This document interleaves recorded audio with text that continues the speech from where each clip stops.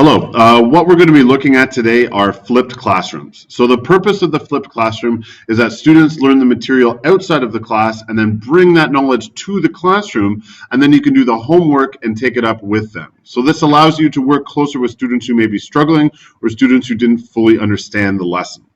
So what we'll be doing is highlighting 4 different programs that aid in flipping the classroom. The first one is Edpuzzle, then we'll look at Blendspace, followed by TED-Ed and Gooru. Let's have a look. So first, Edpuzzle. So Edpuzzle, right here. So what you can do is you take a video that you've created or you found on the internet, like something from Khan Academy, and what you can do is a number of things with it. So what you can do is crop the video. So if the video is 15 minutes long and you're interested in only the middle 5, you can just crop it down to that middle 5. You can add your voice to it. So if you want this to highlight some key learning goals, you can add your voice to anywhere throughout the video. Also, an interesting part of it is you can embed quizzes. So you can have the students watch 1 minute of the video and then a quiz comes up. They can't continue with the video until they've watched that quiz or answered the quiz correctly. Okay? And then you'll get feedback on that. So you'll see how well the students were paying attention.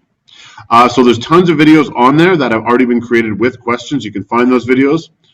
And lastly, you can upload your own videos. So like this, if you're doing a screencast, what you can do is have your PowerPoint slides here, and then you can just upload your own video, the students watch it, and you can input questions. Okay. So for the student feedback, if you did embed a quiz, you can see here if they watched it and how much of the grade did they get. So they only answered 1/3 of the questions correctly, so they got 33%, and these people answered it also. John and Brad are very good students. Lastly, what you'll find here is you'll get like full student overviews throughout a semester or a term, and it's a good way to grade how well they participated in the class, whether they're watching all the videos or whether they didn't watch any at all. Okay, so it's an excellent way to start with your flipped classroom because it's a bit more personal than just sending a link to watch. It shows that you've created something. Okay, the next resource we're going to look at is Blendspace. Blendspace is exactly what it sounds like. It's just a space that you can use to blend in a bunch of different things. So for this example, we see that the teacher has taken the space. You literally just put a URL or you can drag or drop.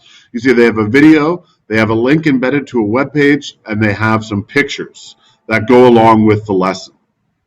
So for this, if you wanted to do a lesson on, say, trees, you could have a video of trees or a forest. You could have pictures of trees. You could have a link to research about trees. You could have audio files about trees, and you could actually have your PowerPoint up here as well, posted about how wonderful trees are. So that's the purpose of Blendspace. Blendspace is also an excellent idea if you want to teach in the classroom. So maybe you could cover up to number 5, and the student's responsibility to cover 6 through 9. So the students can go on. You don't need to create an account. So you can just send them the URL. They go to the website, and then they can just start clicking on what you've created for their Blendspace. Next, what we'll be looking at is TED-Ed. So TED-Ed is trying to be it's TED, the Technology, Entertainment, and Design website where you've seen all the videos. It's the exact same company, but they're really trying to be the forerunners in the flipped classroom movement. So what we see here are some of the lesson features. So what you can do on TED-Ed is you can have a video uploaded, you can get the students to watch it and then think about it, so you can start multiple choice questions that they have to answer after the video. Dig deeper, so you can provide external links, links to other resources that after the video you might want them to go towards, and then discuss. You can get them to write their thoughts about what they thought about all this. So TED-Ed is an excellent website. It is like Edpuzzle if you think about it like that, but the beauty of TED-Ed is the fact that thousands of people have already created these videos with the watch, think, dig deeper, discuss questions already made. So you can just go through the TED-Ed website, the students can create their own accounts, and then you can monitor them and see how well they've done. TED-Ed also hires researchers to work with cartoonists. So what they'll do is they'll make shorts of like very clever, creative movies on how to get some information across. So you can post that, get them to watch it, the questions on it, dig a bit deeper, so some extra resources, and then discuss it. So that is the power of TED-Ed. It's a little cumbersome to get going. It's only because it's such a large community. But once you've started working with it, it's an unbelievable resource that your students will really appreciate. Lastly, this is Gooru. So what we have here for Gooru, if we go to the main page, Gooru is a place, again, it's a bit bigger of a website, but it's somewhere that you can find lessons that are already made, keep them for yourself, remix them, so change them, something that fits more to your criteria, share them back with the community, and also track student progress.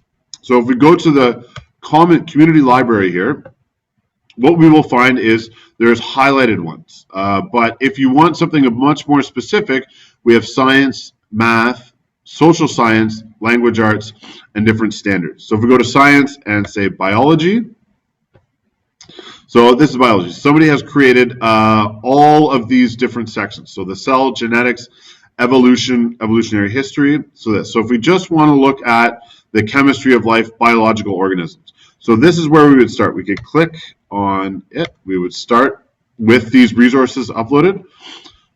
So we could read this section whenever it actually loads, and then it would follow along. So what this person's done is they've hosted a web page.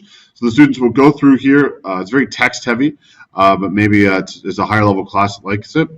So you can go through, they read the text, and then next they come here, and then they will follow through in this.